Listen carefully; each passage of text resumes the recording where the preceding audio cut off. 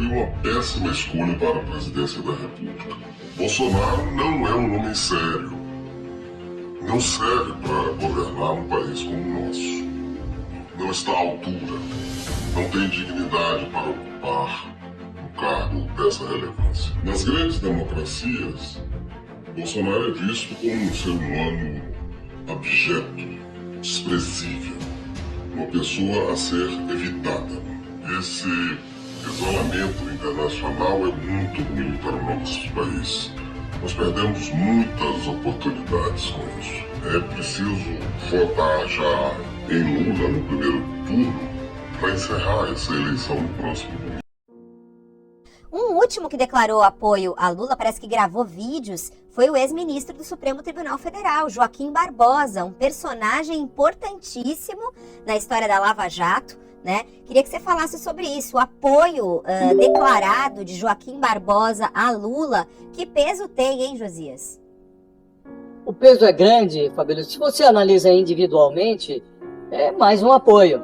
Agora, se você considera o que vem acontecendo nas últimas semanas, o Lula teve o apoio da Marina Silva, depois teve o apoio do Henrique Meirelles, numa foto em que estavam reunidos ali 8 ex-candidatos à presidência da República. Miguel Reale Júnior.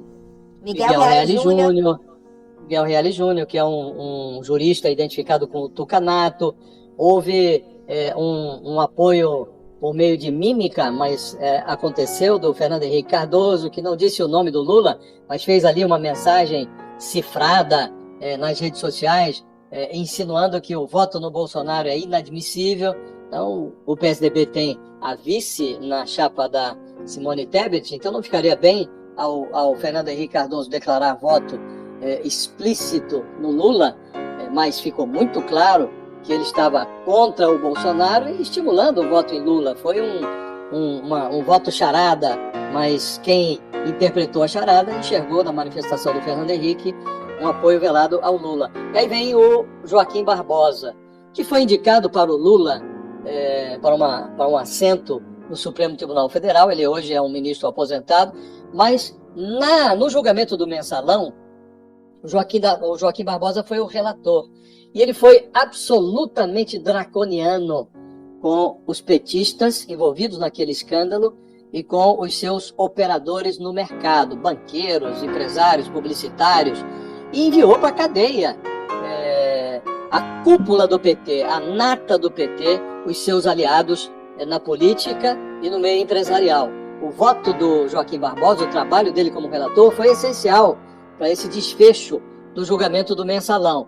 Então você ter o apoio de um personagem assim, um algoz do PT, tem um peso muito grande. Lá na eleição de 2018, o Joaquim Barbosa ameaçou uma candidatura presidencial pelo PSB, acabou se filiando ao partido, mas não foi candidato.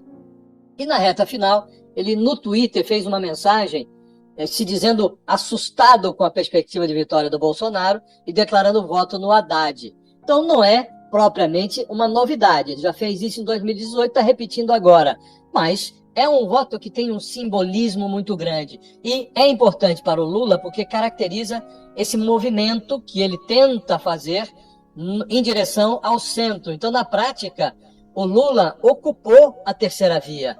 Ele ocupa a via à esquerda e ocupou também a terceira via, eliminando, suprimindo as alternativas que havia neste campo. Ele foi bem sucedido nesse movimento que ele iniciou lá atrás, quando indicou o Geraldo Alckmin para ser o seu vice. Aliás, foi o Alckmin, pelo que soube ontem, quem costurou essa adesão do Joaquim Barbosa e gravou um vídeo. Esse vídeo vai ser divulgado aí nas próximas horas. Então o Alckmin está tendo esse papel, traz tucanos, teve um papel também na atração do Joaquim Barbosa agora, e o Lula antecipou um encontro com empresários, estava previsto para depois da eleição, depois do primeiro turno, no pressuposto de que haveria um segundo turno, mas pressentindo que o resultado pode se dar ainda no primeiro turno, a vitória pode vir no primeiro turno, o Lula antecipou esse encontro com empresários, banqueiros, empresários, alguns deles, inclusive, declaradamente bolsonaristas. Esse encontro vai ocorrer hoje, num jantar, nesta terça-feira, e foi antecipado para que o Lula reforce essa ideia de movimento. Então eu diria, Fabíola, que Joaquim Barbosa, tudo que veio antes dele, Marina, o Meirelles, os tucanos, tudo isso compõe um quadro que faz com que o Lula domine o enredo dessa primeira fase da eleição presidencial. Enquanto está lá o Bolsonaro trancado em seus rancores, perdido, sem acertar a mão na estratégia, o Lula está acertando. A única coisa que eu acho que falta ao Lula, e que é uma falha grave dele, é que ele conta com o eleitor para o voto útil, mas ele não contribui com a clareza de um programa para estimular esse voto útil. Então ele pede como que um cheque em branco. Vote em mim, eu já fui presidente, como se a realidade de 2023 fosse igual a de 2003, quando ele assumiu, né? Então acho que falta essa clareza e isso inibe o voto útil.